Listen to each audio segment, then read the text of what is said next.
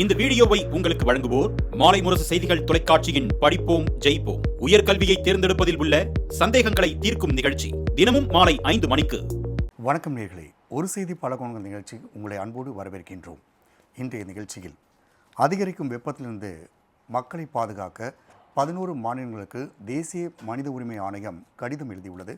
இது குறித்து விவாதிக்க உள்ளோம். நம்மோடு பூவுலகின் நண்பர்கள் இயக்கத்தை சேர்ந்த சூழலியல் பொறியாளர் திரு பிரபாகரன் வீர அரசு இணைகிறார். அவரை வரவேற்று நிகழ்ச்சி செல்லலாம். வணக்கம் சார். வணக்கம். தொடர்ந்து நம்மளுக்கு ஜனவரி மாதமே வெப்பநிலை அதிகரிச்சுட்டே இருக்குது.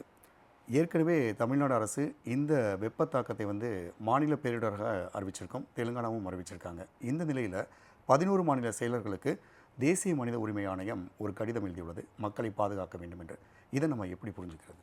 ரொம்ப ஒரு முக்கியமான ஒரு நகர்வு. அதாவது ஏற்கனவே பார்த்திங்கன்னா ஐஎம்டி தரப்புலேருந்து இந்த ஆண்டு வெப்பம் ஹீட் வேவ் அதிகமாக இருக்கும் அப்படின்ற எச்சரிக்கை விடுக்கப்பட்டிருக்கு. அதன்படி போன ஏப்ரல் மாதமே பார்த்திங்கன்னா பஞ்சாப், ஹரியானா, உத்தரப்பிரதேஷ் 3 மாநிலங்களில் கடுமையான ஹீட் வேவ் 40 டிகிரிக்கு மேலே வெயில் பீகாரில் நம்ம 40 பேர் இறந்தது கூட பார்த்தோம். இப்போ இந்த மாதிரியான ஒரு சூழலில் இந்த 11 மாநிலங்களுக்கான இந்த சுற்றறிக்கை, அதுவும் தேசிய மனித உரிமை ஆணையத்திலேருந்து வந்திருக்குது அப்படின்றது ரொம்ப முக்கியமான ஒரு விஷயம். அப்போ இந்த 11 மாநிலங்கள், அதாவது பீகார், ஜார்க்கண்ட், உத்தரப்பிரதேஷ், மத்திய பிரதேஷ், மகாராஷ்டிரா, தெலுங்கானா, ஆந்திரா உட்பட 11 மாநிலங்களுக்கு இந்த அறிவிப்பு கொடுக்கப்பட்டிருக்கு.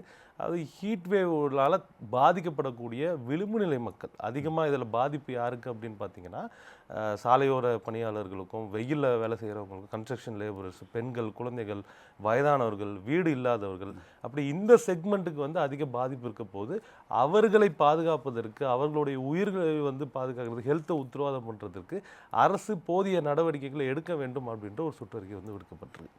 அப்போ இந்த பகுதி, இந்த மாநிலங்கள் மட்டும்தான் பாதிப்பா அப்படின்னு கேட்டிங்கன்னா நிச்சயமாக கிடையாது. இந்தியா முழுவதிலும் வெப்பத்துடைய தாக்கம் அதிகமாக இருக்க போது, இன்னும் இன்ஃபேக்ட் சொல்லப்போனால் இந்த மாநிலங்களை விட அதிக பாதிப்பு என்பது தமிழ்நாட்டுக்கு இருக்க போகுது. அப்போ இந்தியா முழுக்க நீங்கள் எடுத்து டெம்பரேச்சர் அடிப்படையில் நீங்கள் மாநிலங்களில் எவ்வளோ வெப்பம் இருக்குது அப்படின்னு எடுத்து பார்த்தா, மேபி உத்தரப்பிரதேஷ், ராஜஸ்தான், குஜராத் போன்ற மாநிலங்களில் 48 டிகிரி பதிவாகலாம். ஆனால் நம்ம ஊரில் தமிழ்நாட்டில் 40 டிகிரி வெப்பமானது அங்கே அடிக்கிற 48 விட அதிக பாதிப்பை ஏற்படுத்தும். ஏன்னா இங்கே ஈரப்பதம் அதிகமாக இருக்குது. அப்போ ஈரப்பதத்தை உள்ளடக்கிய ஒரு ஹீட் வேவுக்கான ஒரு மெஷர்ஸ் நம்ம எடுக்க வேண்டியது இருக்குது. அப்போ ஹீட் வேவ் மானிட்டரிங் பண்ணுறதுல ஹீட் வேவ் ஹீட் வேவ் அப்படின்ற டெஃபினிஷன்லேயே சில சிக்கல்கள் இருக்குது. அப்போ ஹீட் வேவில் நம்ம ஹியூமிடிட்டியும் இன்க்ளூட் பண்ணுறோம் அப்படின்னா நிச்சயமாக தமிழ்நாட்டுக்கு தான் அதனால அதிக பாதிப்பு இருக்குது. சமீபத்தில் centre for CSC centre for science and environment சார்பாக வெளிவந்திருக்கக்கூடிய ஒரு ஆய்வறிக்கை இருக்குது. அதில் என்ன சொல்கிறாங்கன்னா, இங்கே இருக்கக்கூடிய இந்தியாவில் இருக்கக்கூடிய அத்தனை சிட்டிஸ்லேயுமே சென்னைக்கு தான் அதிகமான ஹீட் வேவ் பாதிப்பு இருக்குது அப்படின்னு சொல்கிறாங்க. எதன் அடிப்படையில்னு பார்த்தீங்கன்னா ஹீட் இண்டெக்ஸ், அதாவது இந்த வெட்பல்ப் டெம்பரேச்சர் மானிட்டர் பண்ணுறாங்க. அதே மாதிரி இந்த ஹியூமிடிட்டின்னு சொல்லக்கூடிய ஈரப்பதத்தை வைத்து பார்க்கும்போது நிச்சயமாக சென்னைக்கான பாதிப்பு அதிகம் அப்படின்றத கண்டறிஞ்சாங்க. இப்போ அப்படி இருக்கும்போது ஏற்கனவே இந்த எல்னினோ, லானினா இதனுடைய பாதிப்புகள் பார்த்திங்கன்னா, லானினா இந்த வாட்டி ஓரளவுக்கு பருவமழை கொடுக்கக்கூடிய ஒரு இடத்துல இருக்குது அப்படின்னு சொல்லும்போது, இன்னும் இந்த எல்னினோட பாதிப்பு இருந்துகிட்டு இருக்குங்கிறத நம்ம இதை பார்க்க முடியுமா? கடந்த ஆண்டு 2024ஆம் ஆண்டு தான் இதுவரைக்கும் உலகத்திலே அதிகமான டெம்பரேச்சர் ரெக்கார்டான வருஷமாக இருக்குது. அப்போ இதற்கு இந்த 180 வருடங்களில் இல்லாத அளவுக்கான வெப்பநிலை 2024 பதிவாகியிருக்கு. அப்போ வரும் அடுத்த ஆண்டுகள் இதை விட அதிகரித்து தான் போக போகுது. அப்போ 2024 பார்த்திங்கன்னா எல்னினோ இருந்துச்சு. அப்போ இப்போ எல்னினோ கண்டிஷன் கொஞ்சம் சற்று குறைஞ்சி இப்போ ஒரு நியூட்ரல் கண்டிஷன் இப்போ நிலவுது. அப்போ எல்னினோ போயிட்டு நியூட்ரல் கண்டிஷன் வரும்போது வெப்பநிலை குறையும் அப்படின்னு எதிர்பார்க்கப்பட்டுச்சு. ஆனால் இந்த தடவை வெப்பநிலை குறையலை, போன தடவை விட அதிகமாக தான் இருக்குது. போன ஜூன் மாதம் 22ஆம் தேதி தான் உலகிலேயே ஹாட்டஸ்ட் டே அப்படின்னு சொல்லி கண்டறியப்பட்டுச்சு. இந்த வருஷம் ஜூன் மாதம் பார்த்திங்கன்னா மே, ஜூன் மாதங்களில் அதை பீட் பண்ணிடும் அப்படின்றது தான் ப்ரெடிக்ஷன்ஸாக வருது. அப்போ இந்த நிலை அப்படின்றது வருங்காலங்கள்லையும் இதுதான் தொடரப்போகுது. இது காரணம் கிளைமேட் சேஞ்ச், காலநிலை மாற்றத்தினால இன்றைக்கி நாம் ஒரு இயல்பான உலகத்தை விட்டு விலகி 1.5 டிகிரி செல்சியஸ் வெப்பம் உயர்ந்த ஒரு உலகத்தில் ஒரு அப்நார்மல் ஸ்டேட்டில் நம்ம வாழ்ந்துகிட்டு இருக்கோம். வரும் காலங்களில் இது அதிகரிக்க தான் போகுதே தவிர்த்து இது குறைய போகிறது இல்லை. அப்போ ஹீட்டுக்கான இப்போ நம்ம என்ன பாதிப்புகள்லாம் ஃபேஸ் பண்ணுறோமோ அதை விட பல மடங்கான பாதிப்புகள் வருங்காலத்தில் நமக்கு எச்சரிக்கையாக காத்திருக்கு. அப்போ இதற்கான நடவடிக்கைகளாக நாம் செய்ய வேண்டியது எவ்வளவோ இருக்குது. அதில் முக்கியமாக ஹீட்டை வந்து நம்ம மானிட்டர் பண்ணுறதுல நிறைய இங்கே வந்து சுணக்கங்கள் இருக்குது. இப்போ ஒரு விஷயத்தை ஒரு ஹீட்டை வந்து ஹீட் வேவ் அப்படின்னு டிக்ளேர் பண்ணுறதுக்கு நம்மக்கிட்ட இருக்கிற டெஃபினிஷன் வந்து போதுமானதாக இல்லை. அப்போ 45 டிகிரி ஒரு சென்ட்ரல் ஒரு நார்மல் நியூட்ரல் ஒரு இன்டெக்ஸ் ஒரு கணக்கு வைக்கிறாங்க அப்படின்னு சொன்னால் அது வந்து டிஸ்ட்ரிக்டே இங்கே மாறுபடும் இல்லையா? அதை நம்ம எப்படி அதை புரிஞ்சுக்கிறது? ஆமாம், ஹீட்டை பொறுத்த வரைக்குமே உங்களுக்கு லோக்கல் ஹீட் ஐலாண்ட் எஃபெக்ட் இருக்குது. ஒரு இப்ப நகரத்தில் சென்னையில ஒரு மாதிரி இருக்கும், வேலூரில் ஒரு மாதிரி இப்போ இருக்கும். சென்னையிலே எடுத்துக்கிட்டிங்கன்னா உங்களுக்கு வண்டலூரில் வந்து ஒரு மாதிரி இருக்கும், அடையாரில் ஒரு மாதிரி இருக்கும். உங்களுக்கு கடற்கரை பகுதியில் ஹியூமிடிட்டி அதிகமாக இருக்கும்போது அந்த பகுதிகளில் அதிகமாக இருக்கும். இப்போ எங்கெல்லாம் வந்து உங்களுக்கு அர்பனைசேஷன் அதாவது நகரமயமாக்கல் நிறையா இருக்கும் அந்த இடத்துல லோக்கல் ஹீட் ஐலாண்ட் எஃபெக்ட் வந்து இருக்கும். அப்போ இதெல்லாம் வந்து கருத்தில் வைத்து தான் நம்ம வந்து ஒரு ஹீட் வேவ் வந்து டிக்ளேர் பண்ணுறதும் அந்த இடத்த வந்து ஒரு ஹீட் ப்ரோன் ஏரியாவாக ஐடென்டிஃபை பண்ணுறதும் இதை வச்சு தான் இருக்குது. இப்போ சென்னையை எடுத்துக்கிட்டிங்கன்னா நான் ஏற்கனவே சொன்னது மாதிரி ஹியூமிடிட்டி ஈரப்பதம் வந்து அதிகமாக இருக்குது. இப்போ உங்களுக்கு நீங்கள் கூகுள் பண்ணி பார்க்குறீங்க வாட் இஸ் த டெம்பரேச்சர் அப்படின்னு பார்க்கும்போது temperature is 35 degree but feels like 45 degree அப்படின்னு வரும். அந்த ஃபீல்ஸ் லைக் 45 டிகிரி அப்படின்றது இங்கே இருக்கக்கூடிய ஈரப்பதத்தை கணக்கில் எடுத்து சொல்லக்கூடியது. அப்போ ஈரப்பதம் என்ன மாதிரி பிரச்சனையை ஏற்படுத்துது அப்படின்னு பார்த்தீங்கன்னா இதுக்கு முன்னாடியெல்லாம் விஞ்ஞானிகள் வந்து வெறும் டெம்பரேச்சர் மட்டும் கணக்கில் எடுத்து தான் ஹீட் வேவ் வந்து அனலைஸ் பண்ணாங்க. ஆனால் இப்போ கடந்த 10 ஆண்டுகளாக ஈரப்பதத்தை வைத்து இந்த டெம்பரேச்சர் வந்து கணக்கெடுக்கும் ஒரு நடைமுறை அப்படின்றது பரவி வருது. இதுக்கு முக்கிய காரணம் என்னன்னு பார்த்தீங்கன்னா ஒரு ஹீட்டில் நீங்கள் வெளியே போகிறீங்க அப்படின்னா உங்கள் உடம்புலேருந்து வேர்வை வெளியேறும். அப்போ வேர்வை வெளியேறுவது அப்படின்றது ஒரு இயற்கையான ஒரு ப்ராசஸ். உடம்புல இருக்கக்கூடிய ஹீட்டை தன்னைத்தானே வந்து குளிர்வித்துக்கிறதுக்காக நம்ம வந்து உடல் வந்து வேர்வை வந்து வெளியேறுது. அப்படி வேர்வை வந்து உடம்புலேருந்து வெளியேறல அப்படின்னா என்ன ஆகும் அப்படின்னு பார்த்தீங்கன்னா உடம்புல இருக்கக்கூடிய அந்த ஹீட் வந்து ட்ராப் ஆகி நம்மளோட இன்டர்னல் ஆர்கன்ஸ்லாம் ஃபெயிலியர் ஆரம்பிச்சிடும். அப்போ காற்றுல ஈரப்பதம் அதிகமாக இருக்கும்போது உடம்புலேருந்து வேர்க்கும் அந்த தன்மையை வந்து உடம்பு இழந்துடும். அப்போ உங்களுக்கு ஹீட் வந்து கொஞ்சம் கொஞ்சமாக பாடியில் ட்ராப் ஆகி ஒரு சில மணி நேரங்களுக்கு பிற்பாடு உங்களோட இன்டர்னல் ஆர்கன்ஸ் முக்கியமாக உங்களுடைய லிவர் ஃபங்க்ஷன் ஆகிறது, கிட்னி, ஹார்ட் ஃபங்க்ஷன்ஸ்லாம் வந்து கொஞ்சம் கொஞ்சமாக நிறுத்திடும்.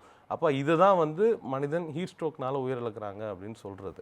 அப்போ ஒரு வெட்பல்ப் டெம்பரேச்சர் இங்கே இருக்கும்போது வெட்பல்ப் டெம்பரேச்சர் 35 டிகிரி 32 33 டிகிரி வந்தாலே அது வந்து ஆபத்து. 35 டிகிரி வந்துச்சு அப்படின்னா ஒரு நல்ல ஹெல்த்தியான ஹியூமன் பீயிங் கூட வெயிலில் ஒரு 4 மணி நேரம் 5 மணி நேரத்துக்கு மேலே சர்வை பண்ண முடியாது. ஸோ இதுதான் வந்து இப்போ நமக்கு இருக்கக்கூடிய மிகப்பெரிய ஆபத்து. இப்போ உங்களுக்கு வட இந்தியாவில் ராஜஸ்தானில் குஜராத்தில் கூட ஹியூமிடிட்டி ஈரப்பதம் வந்து அதிகமாக கிடையாது. அது ஒரு ட்ரையான ஒரு கண்டிஷன். ஆனால் இங்கே ஈரப்பதம் அப்படின்றது 70% 80% இருக்குது. நமக்கு கடந்த ஆண்டு வந்து இங்கே ஏர் ஷோ நடந்தப்போ நூற்றுக்கணக்கான மக்கள் வந்து மயக்கம் போட்டு விழுந்தாங்க, 5 பேர் வந்து உயிரிழந்தாங்க நம்ம பார்த்தோம். அதற்கு அடிப்படையான காரணம் வந்து வெட்பல்ப் டெம்பரேச்சர் ஹியூமிடிட்டி தான். அப்போ கடற்கரை பக்கத்தில் வந்து ஈரப்பதம் 80% இருந்துச்சு. அன்றைக்கி வெயில் 35 டிகிரி இருந்தால் கூட அது 35 டிகிரி வெயிலும் 80% ஈரப்பதமும் சேர்ந்து மக்களை கொல்லும் அளவுக்கான ஒரு தாக்கத்தை உடலுக்கு வந்து கொடுத்துருக்கு. அப்போ இதை கருத்தில் கொண்டு வெட்பல்ப் டெம்பரேச்சரை மானிட்டர் பண்ணணும் அப்படின்றது நாங்கள் நீண்ட காலமாக கோரிக்கையாக வைத்து வருகிறோம். அப்படி இருக்கிற பட்சத்தில் இன்றைக்கி இதை வந்து ஒரு வெப்ப அலை வந்து மாநில பேரிடர் மட்டும் அறிவிச்சா போதாதுன்ற இடத்துக்கு நீங்கள் நகர்றீங்க. இன்னும் நம்ம என்ன வழிமுறைகளை கொண்டு வரணும்? ஆமாம், இப்போ இதனால் அதிகமாக பாதிக்கப்படக்கூடியவர்கள் யார் அப்படின்னு பார்த்தீங்கன்னா வெயிலில் நின்று வேலை செய்யக்கூடிய தொழிலாளர்கள். அவர்களுக்கான சில திட்டங்களை வந்து நம்ம நடைமுறைப்படுத்தணும். அப்போ மாநில அரசு வந்து பாதிப்புகளை ஒரு பக்கம் கண்டறியணும், இதுக்கான முன்னெச்சரிக்கை நடவடிக்கை கொடுக்கணும், மக்களுக்கான விழிப்புணர்வு கொடுக்கணும். இதெல்லாம் ஒரு பக்கம் இருந்தாலும் அவர்கள் பணி செய்யும் சூழலில் அவர்களுக்கான பாதுகாப்பான ஒரு இடத்தை வந்து உத்தரவாதம் பண்ணி கொடுக்கறது மாநில அரசாங்கத்துடைய பணியாக இருக்குது. போனாடி கூட டைமிங்கில் மாற்றி வச்சுருந்தாங்க. ஆமாம், இப்போ உயிரிழந்தா 4 லட்சம் அப்படின்றது அதுக்கப்புறம் நடக்கக்கூடிய விஷயம். அது நடக்காமல் தடுப்பதற்கான ஒரு முன்னெச்சரிக்கை நடவடிக்கையாக இப்போ டைமிங் மாற்றிருக்காங்க. ஒவ்வொரு துறையிலையும் வந்து ஒவ்வொரு வேறு சினாரியோ இருக்குது. இப்போ உதாரணத்துக்கு ஒரு ஸ்விக்கி ஜொமேட்டோ ஒர்க்கில் இருக்காங்கன்னா அவங்க ஒரு மாதிரி இருப்பாங்க. ஸ்விக்கி ஜொமேட்டோ ஒர்க்கர்ஸ் எடுத்துக்கோங்க. அவங்க ரோட்டில் வெயிலே தான் அவங்க வந்து டெலிவரி பண்ணுறாங்க. அப்போ அவர்களுக்கான பாதுகாப்பான ஒரு நிழல் எங்கே இருக்குது உங்களுக்கு? அவங்க அதை போய் கலெக்ட் பண்ணக்கூடிய அந்த ஹோட்டல்ஸில் கூட அவங்கள வந்து வெளியில் தான் நிற்க வைக்கிறாங்க. அப்போ அவர்களுக்கான ஒரு பாதுகாப்பான ஒரு இடம் வேணும் அப்படின்றது அவர்கள் தரப்பான கோரிக்கையாக இருக்குது.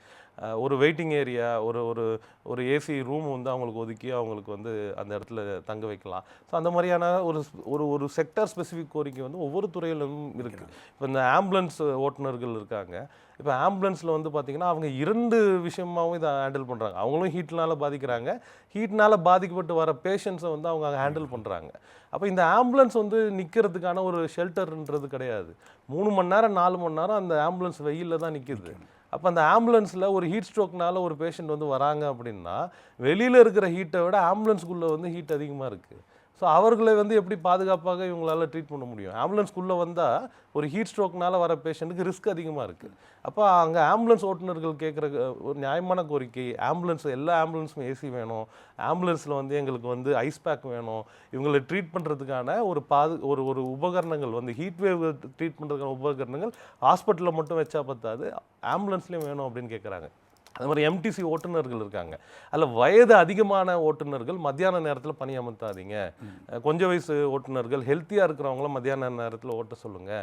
ஈவினிங் நேரத்தில் இல்லை மார்னிங் ஷிஃப்ட்டில் வந்து வயதானவர்களை ஹீட் வேவ்னால பாதிக்கப்படக்கூடியவர்களை வந்து நீங்கள் மார்னிங்கில் ஈவினிங் பண்ணுங்கள். தாங்கக்கூடியவர்களை வச்சு நீங்கள் அப்புறம் இதற்கு முதலில் ஒரு ஹெல்த் ஸ்க்ரீனிங் வந்து எல்லா ஓட்டுநர்களுக்கும் நடத்துனர்களுக்கும் செய்யணும். அப்போ இந்த மாதிரியான ஒரு செக்டர் ஸ்பெசிஃபிக் கோரிக்கைகள் வந்து அந்தந்த துறையிலேருந்து வைக்கப்பட்டுட்டு தான் இருக்குது. அப்போ இதை வந்து அரசு வந்து அதிகமாக இது கருத்தில் போல இருக்கும்போது இப்போ நம்ம ஒரு சாலையோரம் தங்கக்கூடியவர்கள் வந்து பார்த்திங்க அப்படின்னா இரவு நேரங்களில் அவங்களுக்கான ஒரு மையங்களை போய் தூங்கிக்குவாங்க. பகல் நேரங்களில் அவங்களால வெளியே இருந்தால் இருக்க முடியும், அல்லது உள்ளவே இருந்தாலும் நீங்கள் சொல்கிற மாதிரி அந்த ஹீட் வேவ் வந்து அவங்களால தாங்க முடியாது. ஸோ அவங்களுக்கு என்ன மாதிரியான ஒரு கட்டமைப்பு வேணும்? இப்போ ஹீட் வேவ் அப்படின்றது பகல் நேர பாதிப்பு மட்டும் கிடையாது, இரவு நேரத்துலையும் அதுக்கான பாதிப்பு. அந்த ஈரப்பதம் போன சம்மரில் பார்த்தீங்கன்னா மக்கள் உத்தரப்பிரதேஷில் பீகாரில் அதிகமாக இறந்தது ஈவினிங் நேரத்தில், நைட் நேரத்தில் தான். அப்போ என்ன நடக்குது அப்படின்னு பார்த்தீங்கன்னா இரவு நேர புழுக்கமும் அதிகரிச்சிருக்கு. இப்போ உங்களுக்கு வெயில் 40 டிகிரிக்கு மேலே போகக்கூடிய நாட்கள் எப்படி அதிகரிச்சிருக்கோ, அதாவது இதுக்கு முன்னாடியெல்லாம் பார்த்தீங்கன்னா ஒரு 10 ஆண்டுகளுக்கு முன்னாடி ஒரு வருஷத்தில் 24 நாட்கள் வந்து 40 டிகிரிக்கு மேலே வெயில் அடிக்கும். ஆனால் இப்பொழுது அது 2 மடங்காக அதிகரிச்சிருக்கு. அதே மாதிரி இரவு நேர புழுக்கம் அப்படின்றது ஒரு வருஷத்தில் 22 நாட்கள் வந்து இரவு நேரம், சென்னை எடுத்துக்கிட்டிங்கன்னா 22 நாள் வந்து உங்களால் வந்து ஏசி போடாமல் தூங்க முடியாது. அந்த மாதிரியான ஒரு கண்டிஷன் நைட்டில் டு ஜூன் வரைக்கும் நம்ம தாங்கிக்குவோம். அந்த 22 நாட்கள் அப்படின்றது இப்போது 3 மடங்காக அதிகரிச்சிருக்கு. ஒரு வருஷத்தில் 60 நாட்கள் வந்து நீங்கள் வந்து புழுக்கத்தை வந்து நீங்கள் நைட்டு சந்திக்கிறீங்க. அப்படி அந்த புழுக்கம் வந்து கண்டினியூ ஆகும்போது அது உங்கள் பாடியில் இருக்கக்கூடிய அந்த டெம்பரேச்சரை வந்து இன்க்ரீஸ் பண்ணும் போது ஹீட் ஸ்ட்ரோக்கு, நைட்டு தூங்கும் போது நேரக்கூடிய அந்த ஹீட்னால் ஏற்படக்கூடிய அந்த ஸ்ட்ரெஸ்னால் வரக்கூடிய அந்த மரணங்கள் வந்து அதிகரிக்குது. அப்போ இது வந்து இரவு நேரத்துலையும் பாதுகாப்பு இல்லை அப்படின்றத நம்ம கருத்தில் கொள்ளணும். இப்போ ஹெச்ஆர்சி கொடுத்துருக்க இந்த அறிக்கையில் பார்த்தீங்கன்னா முக்கியமாக அவங்க மென்ஷன் பண்ணுறது இந்த பப்ளிக் சென்டர்ஸ் எப்படி மழைக்காலங்களில் வந்து நீங்கள் மக்களுடைய நிவாரணத்துக்காக நீங்கள் வந்து முகாம்கள் அமைக்கிறீங்களோ, எப்படி கல்லூரிகள் பள்ளிகளை வந்து திறந்து விடுறீங்களோ, அதே மாதிரி இந்த ஹீட் வேவ் டைம்லையும் நீங்கள் அந்த சென்டர்ஸ் எல்லாம் ஓப்பன் பண்ணி வச்சு அவங்கள வந்து அங்கே தங்க வைத்து அவர்கள் ஒரு பாதுகாப்பை வந்து உறுதிப்படுத்தணும் அப்படின்னு சொல்லி இதில் குறிப்பிட்டிருக்காங்க. அதை வந்து அரசு வந்து மேற்கொள்ளணும். கண்டிப்பாக சார். இது சொல்கிற மாதிரி நீங்கள் 11 மாநிலங்களை தவிர்த்து தமிழ்நாடும் இதில் பாதிக்கக்கூடிய ஒரு வாய்ப்பு இருக்குது அப்படின்றதுனால நம்முடைய அரசாங்கமும் ஒரு சரியான ஒரு முடிவு எடுப்பாங்கன்ற ஒரு நம்பிக்கையோடு நம்ம இந்த நிகழ்ச்சியை முடிவு பண்ணோம் சார். அரங்கிற்கு வந்து உங்களுடைய கருத்து தெரிவிக்க மிக்க நன்றி. நன்றி. நீங்களே மீண்டும் ஒரு நிகழ்ச்சியை சந்திக்கலாம். நன்றி, வணக்கம்.